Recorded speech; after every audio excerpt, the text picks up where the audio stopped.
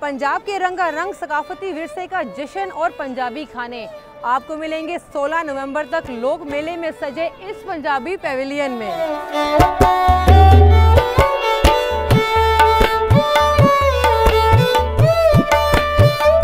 Punjab pavilion में दाखिल होते ही सामने सजा है रंगारंग पान का स्टॉल, जहां मुख्तलिफ इकसाम के पान लोगों की तवज्जो का मरकज हैं। कहीं मिल रहे हैं खुस्से और कहीं सजे हैं चुनरी के सूट। मुनफरिद हैंडीक्राफ्ट्स देखते हुए पैवेलियन में आगे जाएं तो मिल रही है पंजाब की सौगात, सरसों का साग, मकई की रोटी, मक्खन और अचार के साथ। ये सब खानों से लुत्फ अंदोज होने के साथ साथ आप सुनेंगे हीर वारिस शाह, सोनी माहीवाल और बाबा बुल्ले शाह का कलाम और माहिए और टप्पे लोक गुलकारों की जुबानी और एंजॉय करेंगे पंजाबी भंगड़ा ढोल की थाप पर।